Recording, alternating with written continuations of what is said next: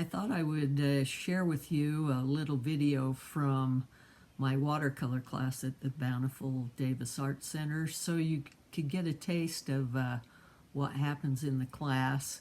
And for those that missed that class that day, they can have a look on the video and get that information that they missed.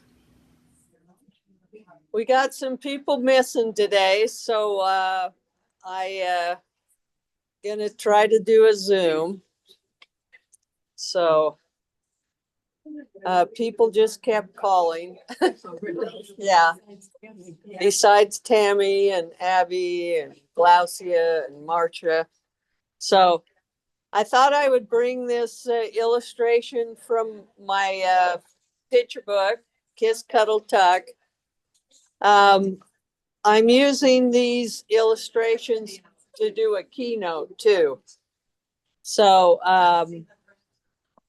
and some of these match the things I'm going to talk about in the keynote. And this one is getting feedback from your critique group. So I thought this was a fun one to use for that. All right. Of course, since I'm doing a sky for Glaucia can't come today. So I am. I don't know how I do it, but it's consistent.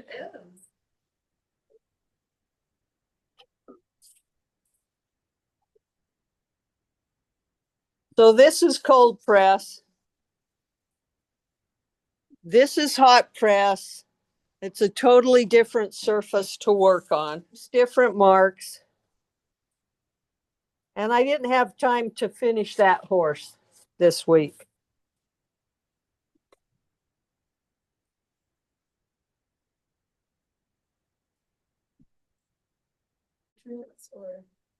I tend to just use what I have, really.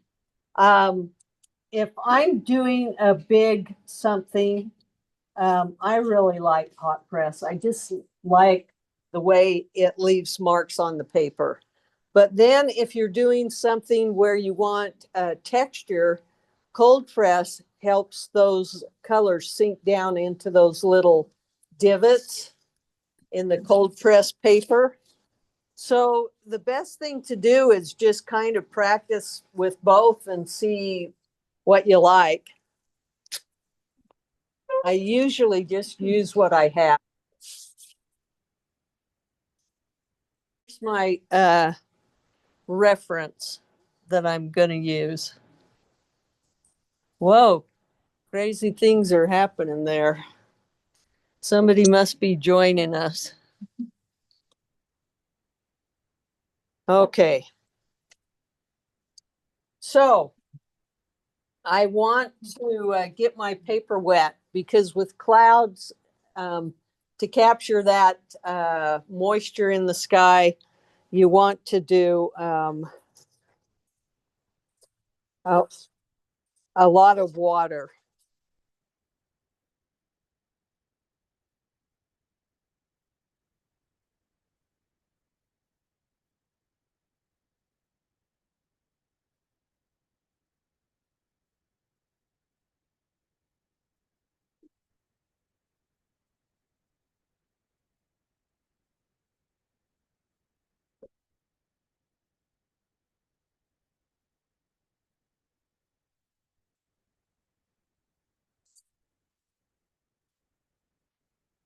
And after doing this detailed, careful drawing, you're ready to start. Now,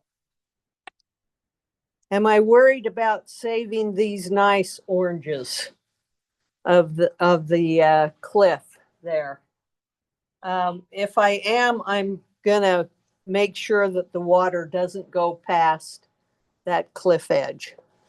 So I'm just gonna get this all wet.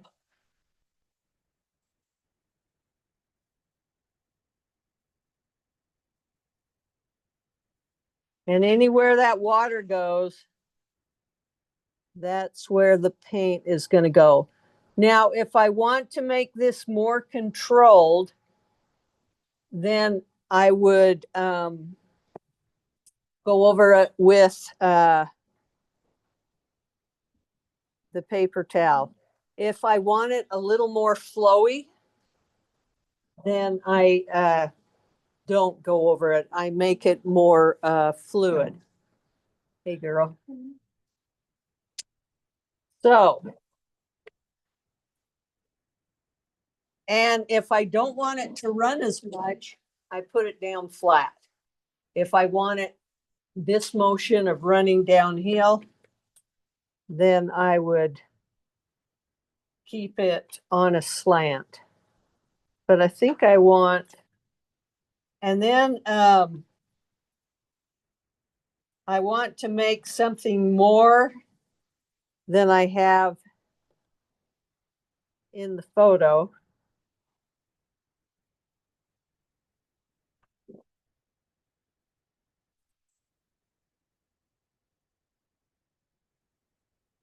So I'll add some color in there because this is mostly gesture. Am I in your way? No. Okay, you can see. They can't? Oh, there's a little peeking point. Bend down like this. In order to do this sky, I have to stand up to get a view of it. Okay, and then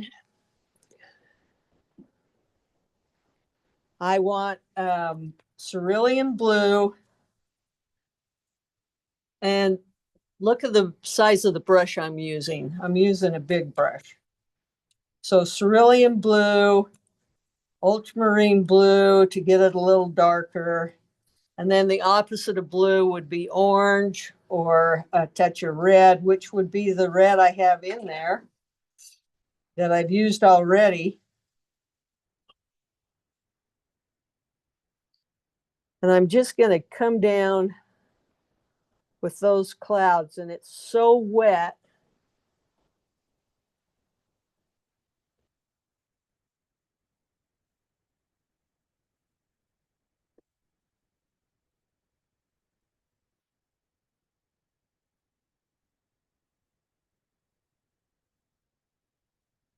And I kind of just play with the paint until I get the color I want.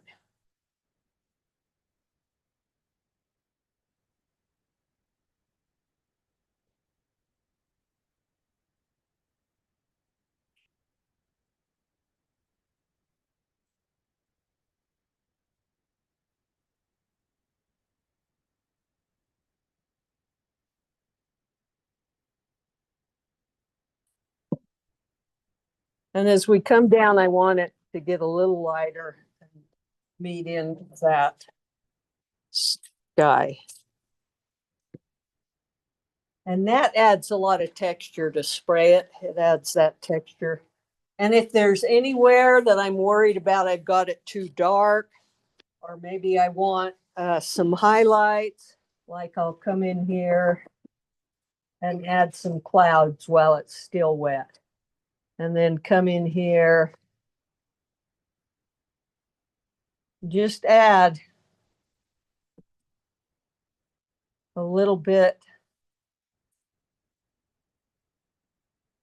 of clouds, and then just let that dry.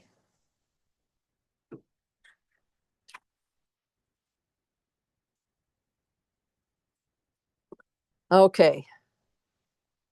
Then I've got, so I've got the sky in there. It's going to dry lighter than it is now. And so if I think I have to add anything to make it darker, I should think about that right now.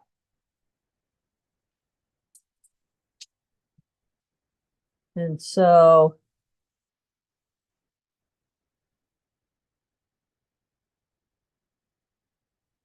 thinking a little bit about design.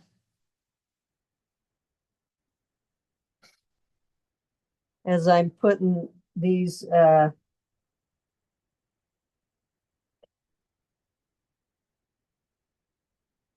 darker clouds in here.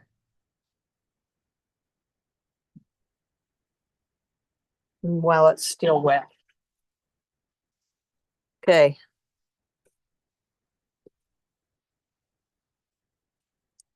All right. Now I'm going to come down and just put a wash. Maybe I'll put a wash right here.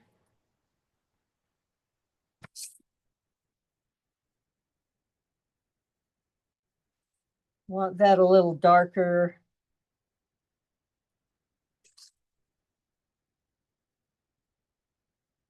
Because that's going to fade into the background there.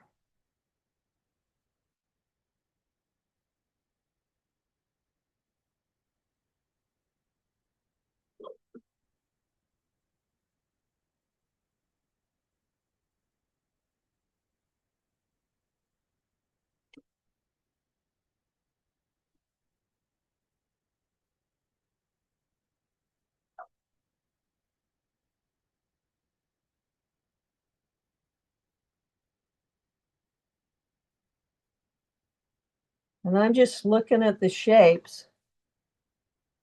And I'm going to bring that darker orange in front of the lighter orange so that distant hill will kind of fade into the background.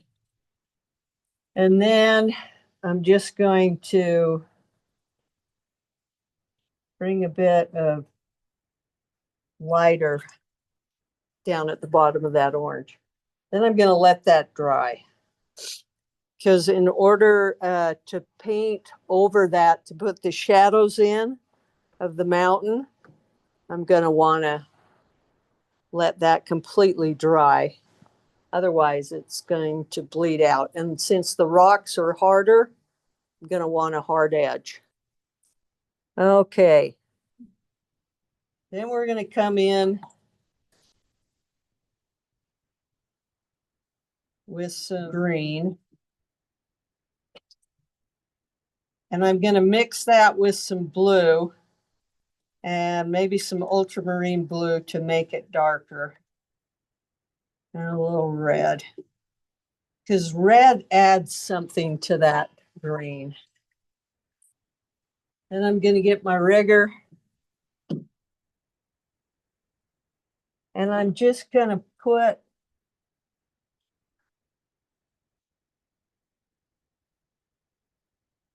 some of those distant little. And if I go both ways, if I pull up and down, it's going to leave some fun texture in the foreground. And these are just going to suggest things back there. But look how that can look like sagebrush.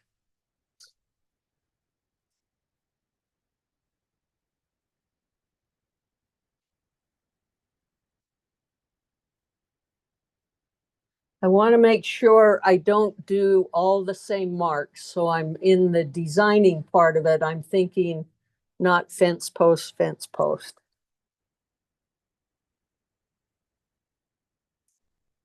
And then maybe straight across there.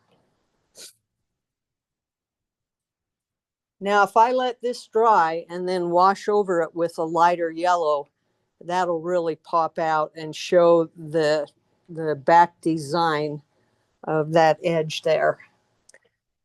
So we're going to come in with a lighter color. So we're going to mix some yellow with that green. And we're just going to come down and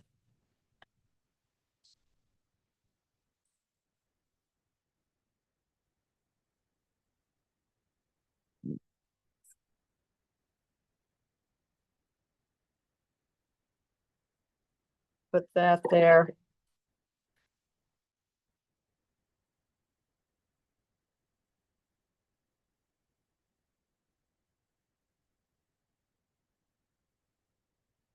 That's going to put some shadow right up against whatever lighter area is there.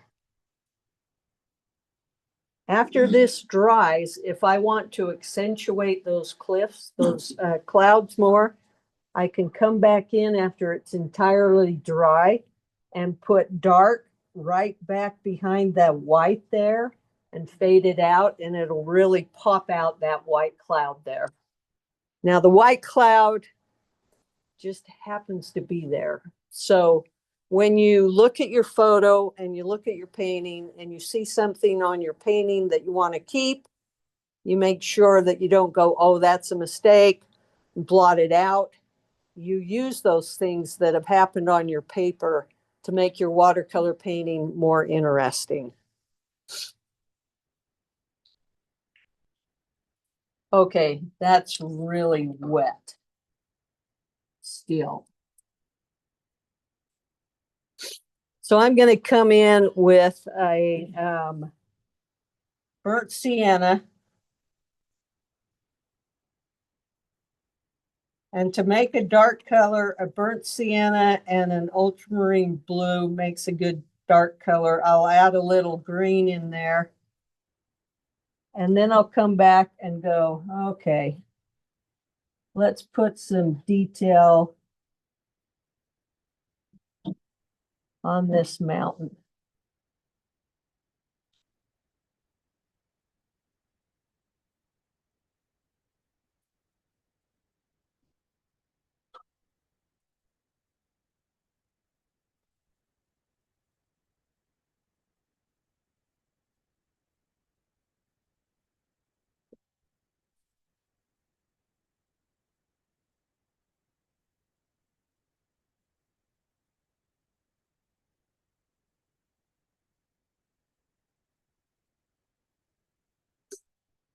Are you just dragging that with your nail? What? Are you just dragging? Oh, you're never supposed to use your nails. Just trying to figure out. Yeah. Yeah, I'm just grabbing my fingernail and sliding that paint down just because it's easier. I could use this. You can go fingerprints. All sorts of tools right there handy.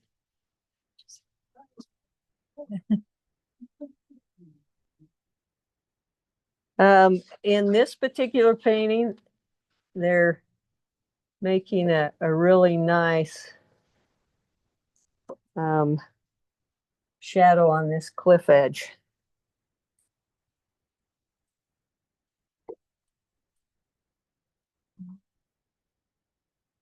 This is still really wet, but I will come in with a darker green down here. And I'm going to use my rigger. What is a rigger?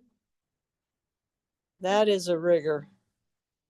It's Yeah, oh, that's it's something that you bought years ago and the hair has fallen out and it's perfect.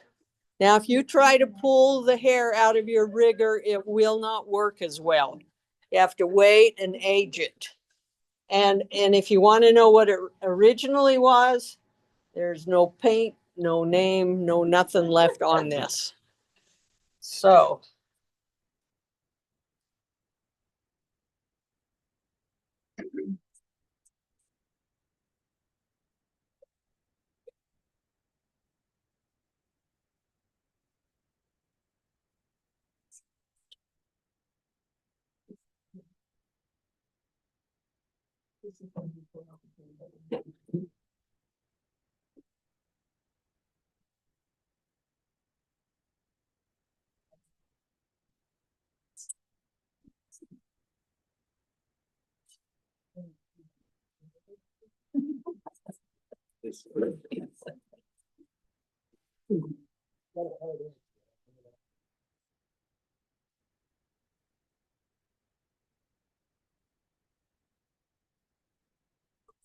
you can also take the side of a round brush and pull it up. And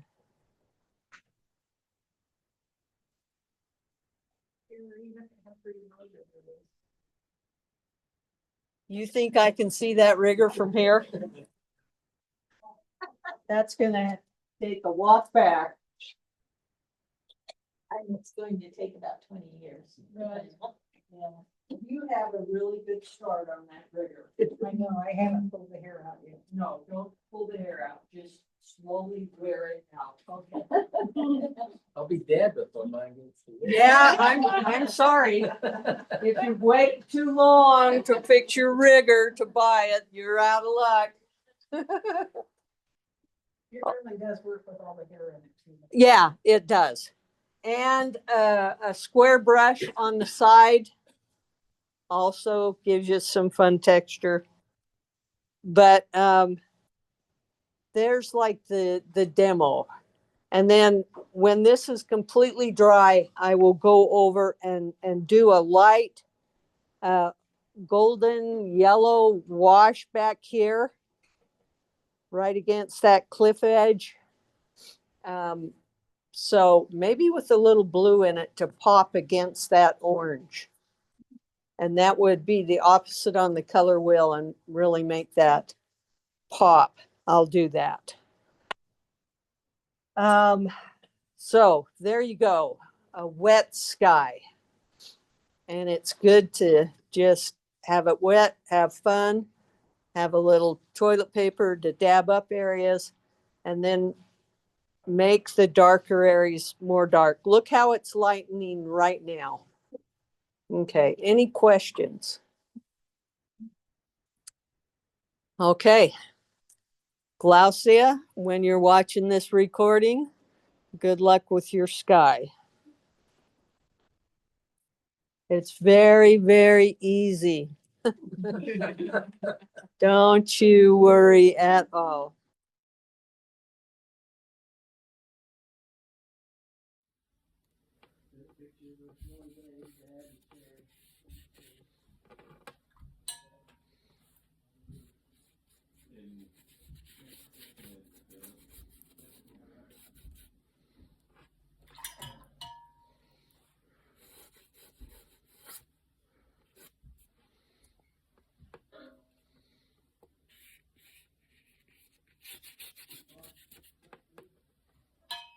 Yeah, I just wasn't sure if I'd been driving anyway this morning, so. Either way, I can ask you guys. So there are some pencil marks left in the sky, and usually I don't worry about pencil marks, but because these are in the sky in this nice watery cloud, I will take this kneaded eraser and make sure I've got a nice clean edge to it. So get a nice clean edge, and then I can go in and erase these right over the watercolor. And just get rid of those pencil marks. Some of them are going to stay, but